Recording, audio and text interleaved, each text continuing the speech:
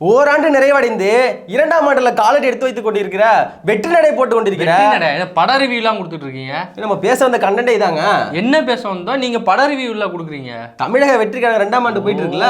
அதுவா? அது ஒரு படம் தான். ஆமா, தமிழக வெற்றி கழகம் தலைவர் விஜய் அவர்களுக்கு மத்திய உள்துறை அமைச்சகம் ஒய் பிரிவு கொண்ட ஒரு பாதுகாப்பு வந்து வழங்கியிருக்காங்க. இந்த ஒய் பிரிவு பாதுகாப்புனா என்ன, யார் யாருக்கெல்லாம் கொடுப்பாங்க, எதற்காண்டி முக்கியமா விஜய் அவர்களுக்கு இந்த பாதுகாப்பு வந்து கொடுத்துருக்காங்க, அப்படி என்ன அவருக்கு ஆபத்து இருக்கு, இல்ல அந்த பாதுகாப்பு படையில என்ன ஸ்பெஷல் இருக்கு அப்படிங்கறத இந்த வீடியோல நம்ம தெளிவா பார்த்துருவோம். அன்னை பர்னிச்சர்ஸ், அன்னை திருமண சீர்வரிசை பொருட்கள், டிவி, ஃபிரிட்ஜ், வாஷிங் மெஷின் உள்ளிட்ட 200க்கும் மேற்பட்ட பொருட்கள் அடங்கிய திருமண சீர்வரிசை ரூபாய் 99,000 மட்டுமே. தமிழகம் முழுவதும் இலவச டோர் டெலிவரி. தொடர்புக்கு 7550144440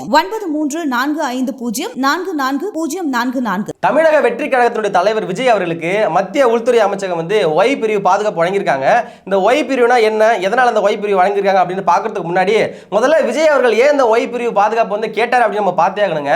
ஏற்கனவே வந்து பரந்தூர் சென்றாங்க. பரந்தூர் சென்று அங்கே கேரவன்ல நின்று அங்கே உள்ள மக்களுக்கு எல்லாம் பேசி நம்ம பார்க்க முடிஞ்சதுங்க. அது மட்டும் இல்லைன்னா மண்டபத்துக்குள்ள போய் அந்த பக்கத்து ஊர்ல அந்த மக்கள்லாம் வேன் வச்சு கூட்டு வந்து மண்டபத்துக்குள்ள வாங்க, இங்க வச்சு பேசிக்கலாம், நான் வந்து உங்க ஊருக்கு வர முடியாதுங்க, காவல்துறை அனுமதி கொடுக்கல, அதான் நீங்களாம் வாங்கன்னு சொல்லி வேன் வச்சு கூட்டிட்டு வந்தாங்க. பனையூருக்கு ஒரு பக்கம் கூட்டு வந்தாங்க, பரந்தூர் போனப்போ அப்படித்தானே கூட்டு வந்தாங்க. அந்த மாதிரிலாம் பண்ண விஜய் அவர்கள் ஏற்கனவே கள்ளக்குறிச்சியில் வந்து கள்ளச்சாராயம் குடிச்சு 70 பேர் வந்து இறக்கும் போது அங்கே நேரில் போயிட்டு வந்தாரு. நேரில் போயிட்டு அந்த பாதிக்கப்பட்ட குடும்பத்தில் ஆறுதல் தெரிவிச்சிருந்தாரு. அப்பெல்லாம் அவருக்கு ஏற்படாத ஒரு நெருக்கடி இப்போ என்ன அவசியம் வந்துச்சு அப்படின்ற மாதிரி ஒரு குற்றச்சாட்டு வச்சுட்டு இருக்காங்க. அப்படி என்ன நெருக்கடி வந்துச்சு? விஜய் அவர்களுக்கு ஒய் பிரிவு பாதுகாப்பு கொடுக்குற அளவுக்கு என்ன பிரச்சனை இருக்குன்னு பார்த்தீங்கன்னா, ட்விட்டரில் 4 பேர் உட்காந்துட்டு அவர் மேலே முட்டை வீசணுங்க. 234 தொகுதிக்கு அவர் வருவாருங்க. வரும்போது நம்ம கட்டாயம் முட்டை வீசணும். ஒரு முட்டை டசன் வந்து 80 ரூபா.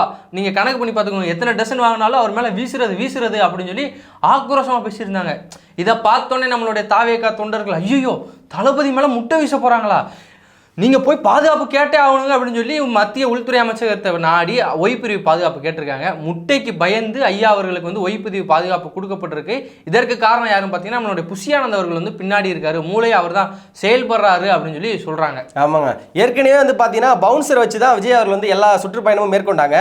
மாநாட்டில் கூட பவுன்சர் வச்சு தான் பண்ணிட்டு இருந்தாங்க. ஆனால் இப்போ பார்த்தீங்கன்னா பவுன்சருக்கு எவ்வளோ நாள் நாங்கள் செலவு பண்ண முடியும், எங்களோட கஜானா ஃபுல்லாக இதிலே காலி ஆகிட்டு இருக்கு, அதனால் நாங்கள் மத்திய உள்துறை அமைச்சகத்தில் பாதுகாப்பு கேட்டோம்னா நாங்க காசு தர தேவையில்லைங்க, மாநில அரசு எடுத்து கொடுத்துரும், அப்புறம் எங்களுக்கு வந்து கொஞ்சம் மிச்சமாகும்ல அப்படின்றதுனால தான் இந்த பாதுகாப்பை கேட்டிருக்காரு அப்படின்னு ஒரு தரப்புல சொல்லப்படுது. இந்த ஒய் பிரிவு பாதுகாப்பு என்னன்னு சொல்லி பார்த்தீங்கன்னா, விஜய் அவர்கள் கூட வந்து எப்பயுமே 8 to 13 நபர்கள் இருப்பாங்க. சுழற்சி முறையில் 24 மணி நேரமும் அவங்க வந்து காவலில் ஈடுபட்டு இருப்பாங்க. 2 கமாண்டர்ஸ் இருப்பாங்க. கமாண்டர்கள் வந்து எப்பயுமே ஆயுதம் வச்சிருப்பாங்க. அப்படி இருக்கும்போது விஜய் எங்கெங்கெல்லாம் போறாரு அங்கேயும் விஜய் அவர்கள் வீட்டுக்கும் அதுக்கப்புறம் விஜய் அவர்களோட கட்சி அலுவலகத்துக்கும் இந்த பாதுகாப்பு பணி வந்து சேரும். மாதம் வந்து 15 லட்சம் ரூபாய் வந்து இந்த பாதுகாப்பு குழுக்கு வந்து மத்திய அரசும் மாநில அரசும் இணைந்து வந்து கொடுக்குறாங்க. இந்த பிரிவு ஏற்கனவே தமிழ்நாட்டில் பல பேருக்கு வந்து கொடுத்துருக்காங்க. விஜய் அவர்கள் வந்து இப்போ கேட்டு வாங்கியிருக்காரு அப்படிங்கிற தகவலும் வெளியாயிருக்கு. இந்த பாதுகாப்பு கொடுக்க வேண்டியதில் பார்த்தீங்கன்னா ஒருத்தருக்கு மட்டும் பார்த்தீங்கன்னா 9mm கொண்ட ரைஃபிள் வந்து கொடுக்கப்படுவாங்க. மீதி உள்ள அத்தனை பேருக்குமே வந்து பிஸ்டன் கொடுப்பதாக சொல்லப்படுதுங்க. இதில் வந்து பார்த்தீங்கன்னா அவங்க பகல் நேரத்தை விட இரவு நேரங்களில் தான் அதிகமாக கூடுதலான பாதுகாப்பு கொடுப்பாங்களாம். இப்படி சுழற்சி முறையில் பாதுகாப்பு கொடுத்தாலும் கூட இதே மாதிரி பார்த்தீங்கன்னா மொத்தம் 6 பிரிவுகள் இருக்குங்க. இந்த 6 பிரிவுகள் என்னன்னு பார்த்தீங்கன்னா எக்ஸ் பிரிவு, ஒய் பிரிவு, இசட் பிரிவு, Y plus, Z plus, SPG. இந்த 6 பிரிவுகள் அடிப்படையில் வந்து யார் யார் எந்தெந்த பதவியில் இருக்காங்க, அவங்க எந்தெந்த பொறுப்பில் இருக்காங்களோ அதுக்கு ஏற்ற மாதிரி இந்த பிரிவுகள் வந்து ஒதுக்கப்படுங்க. அதே மாதிரி எஸ்பிஜி இருக்கலே வந்து ஹையர் பொசிஷன் வந்து பாதுகாப்பு பிரிவு அப்படின்னு சொல்லி சொல்றாங்க. எஸ்பிஜி வந்து இந்தியாவுடைய பிரதமர் யார் இருக்காங்களோ அவர்கள் மற்றும் அவர்களோட குடும்பத்தை வந்து பாதுகாக்கிற பொறுப்பு எஸ்பிஜிக்கு இருக்கும். அதன் பின்பு படிநிலையில் வந்து குறைஞ்சிக்கிட்டே வருது. ஒய் பிரிவு தான் இருக்கிறதுலே கடைநிலையான பிரிவு. இந்த பிரிவு வந்து தமிழ்நாட்டில் மற்றும் இந்தியாவில் பல பேர் கொடுக்கப்படுது. தமிழ்நாட்டில் வந்து விஜய் அவர்களுக்கு வந்து இப்போ வழங்கியிருக்காங்க. அது மட்டும் முக்கிய தொழிலதிபர்களுக்கெல்லாம் வந்து கொடுக்கப்பட்டிருக்குங்க. குறிப்பாக இந்தியாவில் பாலிவுட் நடிகரான சல்மான் கான் அவர்களுக்கு வந்து கொடுக்கப்பட்டிருக்கு இந்த பிரிவு. இந்த பிரிவுக்கு வந்து மொத்தம் மாதம் 15 லட்சம் ரூபாய் செலவாகுது. அதனால இந்த 15 லட்சம் செலவையும் நானே ஏற்றுக்கிறேங்க, அரசாங்கத்துக்கு நானே கொடுக்குறேன்னு சொல்லி சல்மான் கான் கூறியதா வந்து ஒரு பேட்டி வந்து நம்ம பார்த்தோம். அப்படி இங்கே எடுத்துக்கிட்டோம் பார்த்தீங்கன்னா, இவர் மேலே என்ன அலிகேஷன் வைக்கிறாங்கன்னு பார்த்தீங்கன்னா, இவங்க வந்து பவுன்சருக்கு நிறைய செலவு பண்ணுறாங்க. விஜய் எங்கே போனாலும் 50-60 பவுன்சர்ஸ் வர வேண்டியது இருக்குது. அது ஏபிசின்னு சொல்லி 3 கேட்டகரி பவுன்சர்ஸ்லாம் வராங்க. அவங்களோட செலவெல்லாம் கட் பண்ணுறது தான் விஜய் அவர்கள் வந்து இந்த அரசாங்கத்தை வந்து நாடி இருக்காரு. ஒய் பிரிவு கொடுத்துட்டாருன்னா அந்த செலவு அரசாங்கமே பார்த்துக்கிறோம்ல, பவுன்சர்ஸோட செலவு மிச்சம்ல, இந்த காசை மிச்சம் பிடிக்கிறது தான் விஜய் அவர்கள் வந்து ஒய் பிரிவு பாதுகாப்பு கேட்டிருக்காரு அப்படின்னு சொல்லி அவர் மேலே குற்றச்சாட்டு வைக்காங்க. அது உண்மையா பொய்யா அப்படிங்கிறது விஜய்க்கு தான் வெளிச்சம். இன்னும் கூடுதலான பாதுகாப்பு தேவை அப்படின்னா Y+ பிரிவு பாதுகாப்பு கொடுப்பாங்க. இதுல எஸ்பிஜி ராஜேந்திரன் அவர்கள் குறிப்பிட்ட மாதிரி எஸ்பிஜி எதுக்கு கொடுப்பானா 2020 பிறகு ராகுல் காந்தி அவர்கள் வந்து ஆட்சி இழந்த காரணத்தினால அவருக்கு வந்து அந்த பாதுகாப்பு கொடுக்கப்பட்டாங்க. அவர் மட்டும் இல்லாம அவர் குடும்பத்தை சார்ந்தவங்க அத்தனை பேருக்கு அந்த பாதுகாப்பு கொடுக்கப்பட்டாங்க. இந்த அத்தனை பிரிவுகள் பார்த்தீங்கன்னா 6 பிரிவுகள். இந்த 6 பிரிவு பாதுகாப்பு குறித்து முழுமையா வந்து ப்ளூ புக் அப்படின்னு ஒரு புத்தகம் இருக்குங்க. அந்த புத்தகத்தை வந்து தெளிவாக குறிப்பிட்டிருக்காங்க. யாராச்சும் இன்னும் முழுமையாக அதை படிக்கணும் அப்படின்னு நினைச்சீங்கன்னா கண்டிப்பா அந்த புத்தகத்தை வாங்கி நீங்க படிக்கலாம்.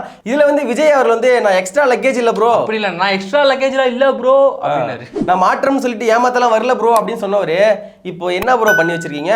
இப்படி ஒய் பிரிவு கொடுத்தது ஒரு பக்கம் இருக்கட்டும், இன்னொரு பிரிவு இருக்கு. விஜய் போட்ட மாஸ்டர் பிளான், அண்ணனுக்கு பதிலடி கொடுத்த தம்பி, தாவேகா கொடியுடன் ஓடிய தொண்டர்கள், தாவேகா கொடிக்காரை நிறுத்திய காவல்துறையினர், மூட்டை மூட்டையா கொட்டிய பூ அப்படின்னு சொல்லி ஒரு பிரிவு வந்து ஒரு மாசம் 2 வருஷமா போட்டு அடிச்சுக்கிட்டே இருக்காங்க. எவ்வளோ முடியுமோ அவங்களும் விஜய்க்கு வந்து ப்ரொமோஷன் பண்ணிக்கிட்டு தான் இருக்காங்க. யாரும் பார்த்தீங்கன்னா நம்ம மெயின் ஸ்ட்ரீம் மீடியாக்கள் தான்.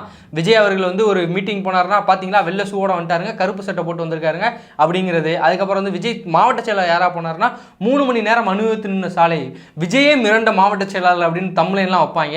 இவங்களுக்குலாம் கடைசி வரைக்கும் வந்து இந்த வேலை தான். இன்னைக்கு வந்து ஒய் பிரிவு பாதுகாப்பு கொடுத்துருக்காங்க, அது உண்மைதான். ஆனால் இன்னும் அரசாணையே வந்து வெளியிடலையாம் மத்திய அரசு. அதுக்குள்ளே இவங்க வந்து இருந்துக்கிட்டு ஒய் பிரிவு கொடுத்துட்டாங்க, விஜய் அவர்களுக்கு வந்து ஆபத்து இருக்குதுங்க அப்படின்னு சொல்லி பரப்புறாங்க. ப்ரொமோஷன் தான். ப்ரொமோஷனு இந்த ஊடகங்களோட வேலை இதுதான் இருக்குது. இதுதான் ஊடக தர்மம் அப்படிங்கிறத அவங்கள்ட்ட இருந்து நம்ம கற்றுக்குறோம். விஜய் அவர்கள் வந்து முட்டை வீச்சுக்கு பயந்து இதை வாங்கியிருக்காரு அப்படிங்கிறதான் பல பேரோட குற்றச்சாட்டாகவும் இருக்குது. நீங்கள் ஏற்கனவே குறிப்பிட்டிருக்கீங்க, எம்ஜிஆர் அவர்கள் வந்து ஒரு உதாரணமாக பேசியிருக்கீங்க, அண்ணாதுரை அவர்கள் பேசியிருக்கீங்க. எம்ஜிஆர் அண்ணாதுரைலாம் இப்படி தான் போனாங்களா? இதே மாதிரி வந்து பாதுகாப்பு கேட்டு பாதுகாப்பு பிரிவோட தான் அவங்களாம் வந்து மக்களை போய் சந்திச்சாங்களா? இது எந்த மாதிரி ஒரு அரசியல்? காமராஜ் அவர்கள் ஆட்சி நடத்திட்டு இருக்கும்போது மக்களை சந்திக்க போறாரு, மக்கள் அவரை எதிர்த்து வந்து போராட்டம் பண்ணிட்டு இருக்காங்க. அப்போ சைலன்ஸ் வச்ச வண்டி வந்து முன்னாடியே பின்னாடியே போகும்போது என்னப்பா இது சவுண்ட் அப்படின்னு கேட்குறாரு. இந்த மாதிரி உங்களுக்கு பாதுகாப்புக்காக வராங்கய்யா, நான் செத்தாயா போயிட்டேன், உயிரோட தானே இருக்கேன், எதுக்கே பெட்ரோல் டீசல் விலையெல்லாம் வந்து இப்படி வீணாக்கிட்டு இருக்கீங்க காசெல்லாம், போங்க திரும்ப அப்படின்னு சொல்லிட்டு அனுப்பிவிட்டு திரும்ப ஐயா தனியாகவே போயிருந்தாங்க. இது மாதிரிலாம் உள்ள தலைவர்லாம் வாழ்ந்த அந்த மண்ணில் நீங்கள் இப்போ தான் முறையாக கட்சி ஆரம்பித்து வந்திருக்கீங்க. மக்களை போய் சந்திக்கவே இந்த மாதிரி லட்சக்கணக்கில் வந்து மக்கள் கட்டுற வரி பணத்தையே வந்து செலவு பண்ணி தான் போகணுமா அப்படின்ட்டு நிறைய பேர் வந்து கொதிச்சிட்டு இருக்காங்க. அது மட்டும் இல்லாமல் இன்னும் இவர் சந்திக்கவே இல்லை, பனையூரை விட்டு வெளியே வர மாட்டேங்காருங்க. அவருக்கு எதுக்கு Y+ பாதுகாப்பு நீங்கள் கொடுக்குறீங்க? பனையூர் விட்டு வெளியே வராரு, பல போராட்ட களங்களுக்கு போகிறாரு, மக்களை நேரடியாக சந்திக்கிறாருன்னா நீங்கள் கொடுக்கலாம். அவருக்கு உயிருக்கு ஆபத்துக்கு அச்சுறுத்தல் இருக்குது, அவருடைய பாதுகாப்பு வந்து குறைபாடு இருக்குன்னு கொடுக்கலாம். ஆனால் அவர் பனையூரை விட்டே வெளியே வரல, பனையூர் பங்களாக்குள்ளே வந்து பாலிடிக்ஸ் பண்ணி இருக்காரு. அப்புறம் ஏங்க கொடுக்குறீங்க அப்படிங்கிறது நம்ம திராவிட ஊப்பிகளோட கேள்வியா இருக்குங்க. ஏங்க இதெல்லாம் கூட ஒரு பக்கம் ரேட்டுங்க. விஜயகாந்த் அவர்கள் எடுத்துங்க, உண்மையிலேயே வந்து இவரோட கம்பேர் பண்ணும்போது அவர் எவ்வளவு பரவாயில்லைங்க. சிவாஜி அவருடைய மறைவில் பார்த்தீங்கன்னா பிரபு அவர்கள் வெளிநாட்டில் இருந்துட்டாங்க. அப்போ அவங்களுடைய அப்பாவுடைய அந்த இறுதி ஊர்வலத்தில் இவர் தான் வந்து பார்க்குற விஜயகாந்த் அவர்கள் தான். அப்படி பார்க்கும்போது ரொம்ப காவல்துறை அவ்வளோ பேர் இருந்தும் கூட ரொம்ப ஒரு கூட்ட நெரிசல் வந்து அதிகமாக ஏற்படுது. யாருமே வந்து கட்டுப்படுத்த முடியல காவல்துறையால கூட. ஆனால் விஜயகாந்த் ஒரே ஆள் நடுவில் நின்று துண்ட சும்மா சுத்தினாரு பாருங்க, அத்தனை கூட்டமும் கலைஞ்சு ஓடிச்சு. அந்த தில்லு விஜய்க்கு வருமா? அதே மாதிரி தமிழ்நாட்டில் வந்து பெண்களுக்கு பாதுகாப்பே கிடையாதுங்க அப்படின்னு சொல்லி ஆளுநர் ரவி அவர்களை சந்திச்சு இவர் வந்து ஒரு கடிதம் கொடுத்திருந்தாரு. அதெல்லாம் எடுத்து போட்டு இவர் வந்து இவருக்கு பாதுகாப்பு கேட்கத்தான் போயிருக்காரு, பெண்களுக்கு பாதுகாப்பு கேட்க போலன்னு சொல்லி நம்மளுடைய நண்பர்கள்லாம் பேசிக்கிட்டாங்க. இவர் ஆரம்பத்திலே அரசியலுக்கு வந்தோடனே இவர் வந்து எலைட் பாலிடிக்ஸ் செய்கிறாரு, பவுன்சர்ஸ் பாலிடிக்ஸ் பண்ணுறாரு, பங்களா பாலிடிக்ஸ் பண்ணுறாரு, இவருக்கும் எளிமையான பாலிடிக்ஸுக்கு சம்மந்தமே கிடையாது அப்படின்னு சொல்லி நம்மளுடைய திராவிட உடன்பிறப்புகள்லாம் வந்து கேட்டுக்கிட்டு இருந்தாங்க. இப்பயும் அவங்க தான் கேட்குறாங்க அந்த கேள்வியை. இவர் வந்து எலைட்டாக தான் இருப்பாருங்க, இவர் வருவார், கார்லேயே போவார். எங்கள் அண்ணன் உதயநிதி மாதிரி நீங்களாம் நடந்து போக முடியுமாங்க ரோட்ல? எங்களோட அமைச்சர்லாம் போறாங்களே, அவங்களுக்குலாம் என்ன பாதுகாப்பு கேட்காங்களா? அவங்க மண்ணுக்காண்டி மக்களுக்காண்டி செயல்படுறாங்க அப்படின்னு அவங்க ஒரு பக்கம் உருட்டுறாங்க. அது உருட்டா கூட இருக்கட்டும், அது உருட்டிட்டு போட்டு அந்த ஓரம் அப்படியே உருட்டிட்டு போட்டோம். இவங்கள்ட்ட நம்ம கேட்குற கேள்வி என்னன்னு சொல்லி பார்த்தீங்கன்னா, பனையூர் விட்டு வெளியே வரட்டுங்க, அதுக்கப்புறம் பாதுகாப்பு குறைபாடு இருக்குதா இல்லையா அப்படிங்கிற ரெண்டாவது பார்த்துட்டு நீங்கள் பாதுகாப்பு கேட்கலாம். ஒருவேளை நீங்கள் பாதுகாப்பு கேட்டால் கூட சல்மான் கான் மாதிரி அந்த பாதுகாப்பு படைக்கான செலவை நீங்கள் ஏற்றுக்கிட்டீங்கன்னா உங்களை உண்மையிலே பாராட்டுவாங்க. எதுக்கு பாதுகாப்பு அப்படிங்கிறது தான் பல பேரோட கேள்வியாக இருக்குது. இப்போ ஆமாங்க, மார்ச் மாதம் தொடங்கி அந்த 2026 வரைக்குமே வந்து தமிழ்நாடு முழுக்க சுற்றுப்பயணம் மேற்கொள்ளதா விஜய் அவர்கள் வந்து ஏற்கனவே அறிவிச்சிருந்தாங்க. அதில் வந்து நடந்து போனால் வந்து பாதுகாப்பு குறைபாடு ஏற்படும், எனக்கு வந்து பாதுகாப்பு கொடுங்கன்னு சொல்லி நீங்கள் இந்த மாதிரி பாதுகாப்பு பிரிவினர் வந்து நீங்கள் கேட்குறீங்க.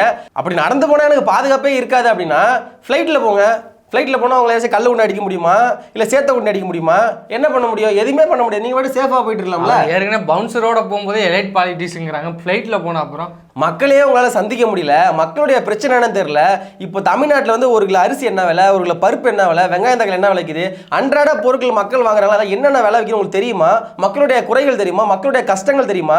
நாளைக்கு நீங்கள் ஒரு வேளை சொல்கிறேன், ஒரு வேளை நீங்கள் ஜெயிச்சு முதலமைச்சரால ஆனாலும் கூட நேரடியாக வந்து மக்கள் உங்களை சந்திக்க முடியுமா? இன்னும் நீங்கள் அதிகாரத்தை நோக்கிய நகரல, அப்பயே இந்த அளவுக்கு நீங்கள் பாதுகாப்பு கேட்குறீங்க. இப்போ ஒய் பிரிவு, அப்புறம் வந்து இசட் பிரிவு கேட்பீங்க, அதுக்கப்புறம் வந்து எஸ்பிஜி பிரிவு கேட்பீங்க. ஏன் இங்கே உள்ள காவல்துறை அனைத்து உங்கள் கட்டுப்பாடு தான் இருக்கும். அதெல்லாம் மீறி மக்கள் எப்படி அவங்களோட குறைகள்லாம் சொல்ல முடியும் அப்படின்ற மாதிரி நிறைய வந்து குற்றச்சாட்டு வந்து முன் வச்சுட்டு இருக்காங்க. இதில் இப்போ நிறைய பேர் வந்து என்ன ஒரு கேள்வி முன் வைக்கிறான்னு பார்த்தீங்கன்னா, இவருக்கு எதுக்கு பாதுகாப்பு, இவர் என்ன செஞ்சுட்டாருன்னு இவருக்கு பாதுகாப்பு கொடுக்குறீங்க, மக்களோட பிரச்சனைக்கு போனால் மக்களை போய் நேரடியாக சந்திக்கிட்டோம், அதனால எதுக்குங்க பாதுகாப்பு கொடுக்குறீங்க அப்படின்னு இவர் வந்து கேள்வி கேட்டுட்டு இருக்காங்க. உண்மையிலேயே நம்மளும் கேட்கலாம், எதுக்குங்க இந்த பாதுகாப்பு? சாட்டை எடுத்து நாட்டை திருத்து